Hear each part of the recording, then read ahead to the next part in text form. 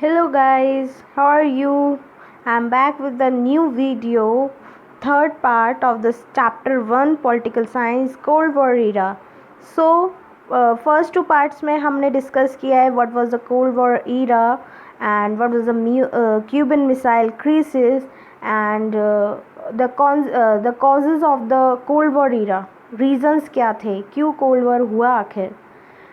Now I am going to start the third part of this chapter. अगर आप लोगों को मेरा काम अच्छा लग रहा है, मेरी वीडियो अच्छी लग रही है, so just do like and subscribe so that मुझे मोटिवेशन मिले, मैं और कंटेंट आपके लिए क्रिएट करूं और वीडियोस लाऊं.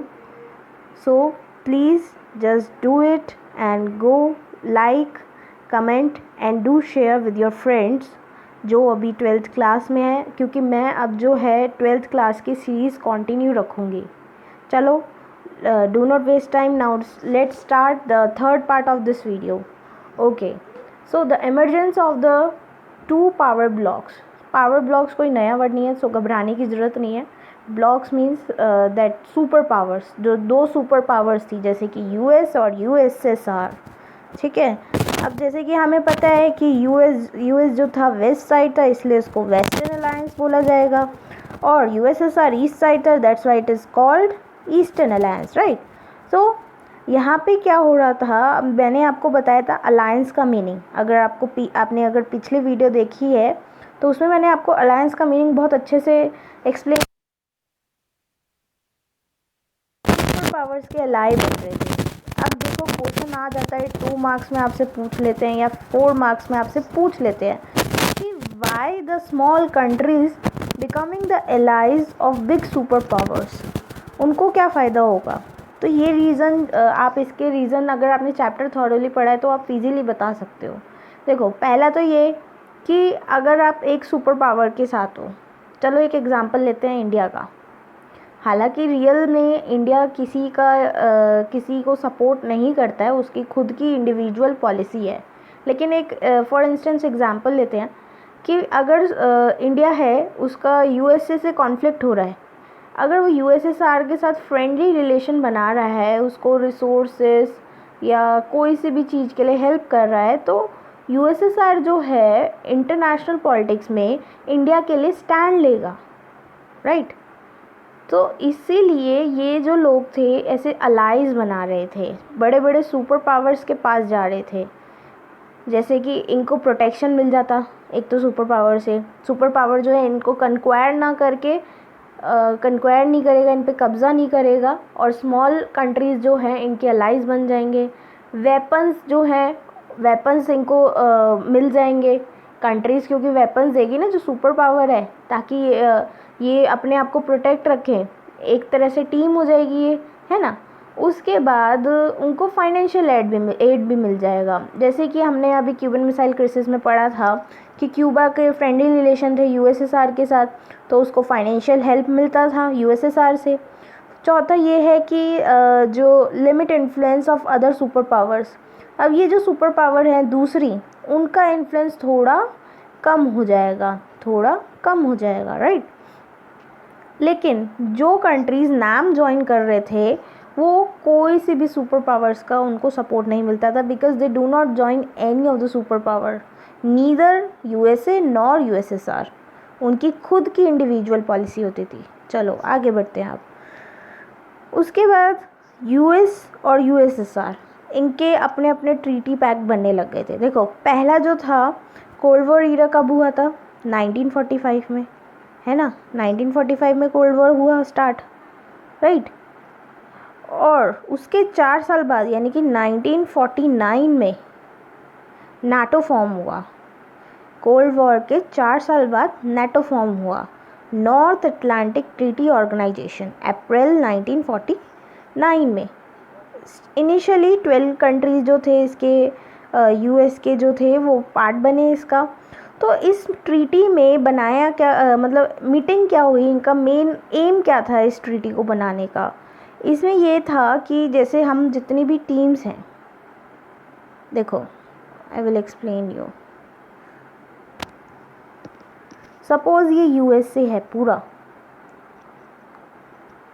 इसके आसपास जितने भी इसके अलाइज हैं, राइट, ये जितने भी अलाइज हैं, और ये यूएसएसआर है। अब यूएसएसआर अगर किसी भी एलाई के, जो यूएसए का एलाई है, जो यूएसए के सपोर्ट में है, उस पे अटैक कर रहा है, तो ये यूएसए यानी कि एज अ होल टीम चलेगा इसको लेके। वो सोचेगा कि यूएसए पे अटैक हुआ है, चाहे उसके अलाइज पे अटैक हो रहा है, तो इसका मतलब ये नहीं है कि वो अपने आप हैंडल कर लेंगे, चलो भाई अपना अपना खुद देखो, ऐसा नहीं है। अब जब वो एलाई बने, it means that USA will support, right. तो ये था इस ट्रीटी का मोटिव। सो बेसिकली ये कहना, इसका ये मतलब हुआ कि अगर एक कंट्री पे अटैक हो रहा है, इट मीन्स पूरे यूएस पे अटैक हो रहा है, तो पूरा यूएस जो है इकट्ठा होकर लड़ेगा अगेंस्ट दैट, राइट। उसके बाद इसको काउंटर पैक करने के लिए क्या बनाया गया? वार्सा पैक्ट बनाया गया। अब यूएसएसआर भी तो खाली थोड़ी बैठेगा, यूएसएसआर भी तो दिखाएगा कि हाँ हम भी पावरफुल हैं भाई।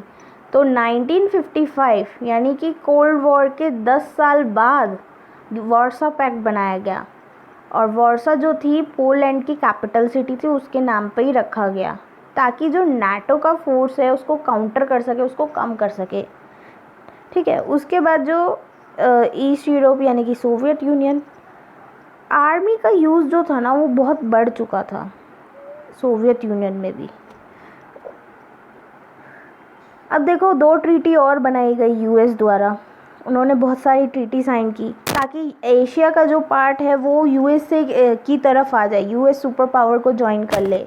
सबसे पहले बना SEATO, South East Asian Treaty Organization, फिर बना सेंटो, सेंट्रल ट्रीटी ऑर्गेनाइजेशन। अब यूएसएसआर के भी अच्छे रिलेशंस थे कुछ कंट्रीज़ के साथ, जैसे कि north Korea, Iraq, north Vietnam, ठीक है। उसके बाद प्रॉफिट टू सुपर पावर्स। अब सुपर पावर्स को क्या फ़ायदा मिल रहा है? ये फ़ायदे तो 4 थे, स्मॉल अलाइज जो कंट्रीज़ हैं उनको क्या फ़ायदे मिल रहे हैं, लेकिन सुपर पावर को क्या फ़ायदे मिल रहे हैं इन अलाइज के? देखो सबसे पहला तो ये हो सकता है कि आइडियोलॉजी का, मैंने आपको बताया था ना फर्स्ट वीडियो में, आइडियोलॉजी का डिफरेंस था कि उनकी कैपिटलिस्ट थी और उनकी कम्युनिज्म आइडियोलॉजी थी। तो जिसको जो सपोर्ट करेगा वो उसकी आइडियोलॉजी फॉलो करेगा, उसको कैपिटलिज्म फॉलो करना होगा जो यूएस के सपोर्ट में है, और जो यूएसएसआर के सपोर्ट में है उनको कम्युनिज्म फॉलो करना होगा, है ना। तो आइडियोलॉजी की मेजॉरिटी हो जाएगी, उनको एक ये फ़ायदा हुआ, उनकी विचारधारा और स्प्रेड होगी, है ना। सेकंड ये हो सकता है कि उनको इकोनॉमिकली और फंड मिल जाएंगे ताकि वो पैसे कलेक्ट करें छोटी छोटी कंट्रीज से, और वेपन्स बनाने के लिए उनके पास और फंडिंग हो जाए, राइट। थर्ड ये हो सकता है कि वो नज़र रख सकते हैं, स्पाई कर सकते हैं, जैसे यूएसए है, यूएसएसआर के पास जो आसपास की कंट्रीज़ होगी जो यूएस का एलाई है, वो वहाँ बैठ के स्पाई कर सकते हैं कि यूएसएसआर की एक्टिविटीज़ क्या क्या हो रही हैं। जैसे कि यूएसएसआर ने किया था क्यूबन मिसाइल क्राइसिस में। क्यूबन मिसाइल क्राइसिस में हमने पढ़ा है कि क्यूबा में अपना उन्होंने बेस बना लिया था। जैसे कि मैंने आपको चाइना वाला एग्जांपल भी बताया था, चाइना ने पीओके में अपना बेस बना लिया, है ना। तो वैसे ही आप स्पाई कर सकते हो अपने एनिमी नेशन से कि उनकी क्या एक्टिविटीज़ हो रही हैं, right. So this is all about the emergence of 2 powered blocks.